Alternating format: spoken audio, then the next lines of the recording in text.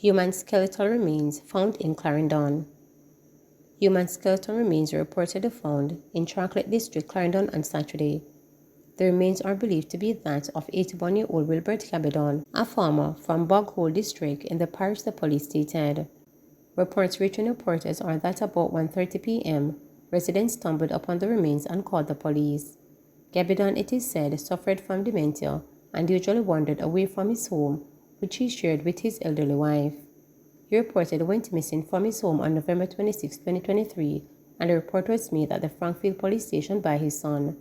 A belt and other clothing items found among the remains were identified by his son as belonging to the now deceased, the police stated. The remains were moved to the morgue. 55-year-old St. Catherine businessman hit with multiple gun-related charges. A 55-year-old St. Catherine businessman has been arrested and charged following an incident at his home on Wednesday, January 31st. He is Barrington Williams of Parkway North, Passage 40 in Portmore, St. Catherine. Williams has been charged with shooting with intent, assault at common law, unlawful wounding, using a firearm to commit a scheduled offense, and unauthorized possession of a firearm and ammunition. Reports from the Portmore police are that about 2:15 p.m., Williams and a relative resided at the same address had an altercation, during which Williams allegedly used his nice firearm to hit the man to the left side of his face. He also allegedly shot at the man. The report was made to the police and Williams was subsequently arrested and charged. His court date is being finalized. Curfew imposed in Nville, St. Andrew. A 48-hour curfew has been imposed in sections of Nville in the St. Andrew Central Division. The curfew began at 8 a.m. on Sunday, February 4, and will remain in effect until 8 a.m. on Tuesday, February 6. The curfew follows a string of shootings in the community, which left 2 people dead and a policeman injured. The boundaries of the curfew are south along Nanny Boulevard from Mountain View Avenue, west along Statue Road from Nanny Boulevard, north along Statue Road from Mountain View Avenue, east along Mountain View Avenue from Nanny Boulevard to Statue Road. During the hours of the curfew, all persons within its boundaries are required to remain within their premises unless otherwise authorized by the Grand Commander, the police stated. Based on intelligence and assessment and what we have been seeing happening generally between the gangs contained there within, the need is there for us to continue the dominance of the space to bring about some sense of safety and security. So the launch of a curfew at this time is quite appropriate. So as a measure to see to that. So that was launched at 8 o'clock this morning and will continue for 48 hours in the first instance. Building public trust key to effective policing. Government's investment in the transformation of the Jamaica Constabulary Force, JCF, with measures put in place to strengthen investigation and policing methods, not only aims to improve crime fighting, but to build the confidence of citizens in policing, according to Dr. Horace Chang. Dr. Chang, the National Security Minister, in making a point in an interview, said that earning the trust of citizens is key to effective policing. If a man commits a crime, we have to apprehend and prosecute him, but there is a path to get there. The police must not only be provided with the right tools to be able to quickly apprehend the perpetrator, meaning investigative tools and mobility and communication, but they also have to win the trust of the community, he said. Minister Chang credited the JCF on stride made in improving public perception, thanks in its part for the online presence. The JCF made history in 2023, becoming the first law enforcement entity to be nominated for the win of the Jamaica Chamber of Commerce JCC Excellence in Marketing Award. The force was recognized for unprecedented work in transforming stakeholders' interaction and its innovative approach to digital engagement. The JCF ongoing social media campaign, urging persons to share anonymous tips on illicit activities, was credited with enabling Crime Stop to pay out a record-breaking $10.2 million in rewards. Dr. Chang said that the professionalism of the police in the community and how they operate at the police stations must be beyond question. He added the transformation not only involves increased numbers, but providing a different approach to training and the overall change in culture where we expect to devote the highest level of professionalism. The police have a presence in every community, or more communities than any other government organization, so we have the presence of authority, and exercised effectively, it becomes a strong tool for transformation. Transport Authority reminds PPV owners against scamming passengers without requisite road license. The Transport Authority is reminding owners and operators of public passenger vehicles that under Section 61(1) of the Road Traffic Act 1938, it is illegal to transport passengers without the requisite road license. Anyone who uses or causes or permits a motor vehicle to be on the road as a public passenger vehicle without the requisite road license is in contravention of the law, the Transport Authority said in a statement on Friday. As such, any provision of public transportation services deemed functional as such requires a road license from the authority. At the same time, Managing Director Austin Simmet is urging the commuting public to use only legal public passenger vehicles for their own safety. He says public passenger vehicles with red plates and current Transport Authority stickers on the windscreen are safe for use as they have met the safety requirements of the authority. Commuters are also being asked to check to ensure that the driver of the vehicle is wearing a Transport Authority badge prior to boarding the vehicle.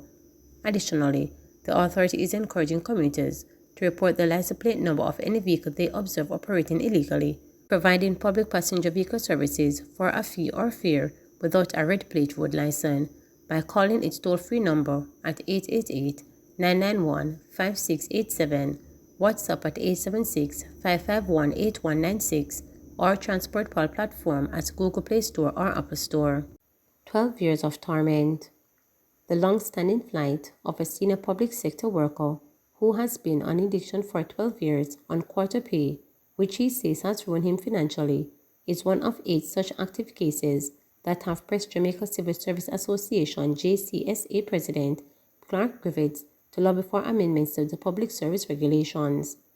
According to Clark Griffiths, the employee, who has since reached retirement age, has been made even worse off with the recent public sector compensation review.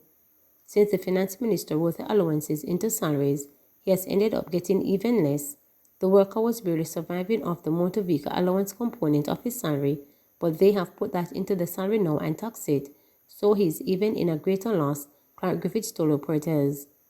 The man, who is employed to a mega ministry, was indicted in 2012, but his case was dismissed by the court in 2015 for want of prosecution. A dismissal for want of prosecution occurs when a case is dropped because the plaintiff failed to take necessary and required action in a timely manner. According to Clark Griffiths, however, the employee, in furnishing the ministry with the certificate of dismissal, was told that he would not be reinstated because dismissal is not tantamount to an acquittal. Instead of reinstatement, Clark Griffiths said the employee was told that the ministry was of the view that he should be tried internally again and then fired. He was, however, saved from that because of legal intervention. The matter again headed to court for the determination as to whether he should be tried again. The case is now before the Court of Appeal for its ruling. They are not made-up stories. They are impacting people in real life and causing financial strain, Clark Griffiths told reporters on Sunday, noting that the case predates her leadership of the organization and has outlasted the presidency of at least one other. These are the real stories we have been dealing with as a union. Sometimes I feel overwhelmed. These elections are not out there. They, the ministry departments and agencies of MDAs, have to move with alacrity to sort out people's life. They cannot continue to have people out there like that, and they are not able to work based on the terms of indictment and earn to provide for their families' stress. That is why I am so eager to have Section 32 of the Public Services Regulation amended, so that persons who are public servants no longer suffer the indignity of indictment, which is what it is. There is absolutely no reason any public servant should be in this position for so long, because even if you were going to serve time for a criminal offense, chances are you would have been released already, depending on the length of the sentence, she argued. Section 32 states, among other things, that where disciplinary proceedings or criminal proceedings have been or are about to be instituted against an officer, and where the Commission is of the opinion that the public interest requires that the officer should cease to perform the functions of the office, the Commission recommends his indictment for the performance of these functions, and that an officer so indicted shall, subject to the provisions, be permitted to receive such proportion of the salary of his office as the Commission should recommend to the Governor General. It also says that the portion of the salary will be related to the nature and circumstances of the charge against the officer and should not be less than half or quarter, subject to the allegations. Under special circumstances, the Commission can recommend to the Governor General that the salary be paid at a proportion less than 1/4 or be entirely withheld. It goes further to say that where disciplinary proceedings against an officer on interdiction from duty result in the exclusion, he shall be entitled to the full amount of salary which he would have received had he not been indicted. But where proceedings resulted in any punishment other than dismissal, the officer shall be allowed such salary as the Commission may, in circumstances recommended. Griffiths Clark told reporters that the association has been assisting individuals affected in similar ways with representation and other forms of support. At present, she said, the JCSA has had one case of interdiction within the Ministry of Local Government since 2022. That individual is on half salary.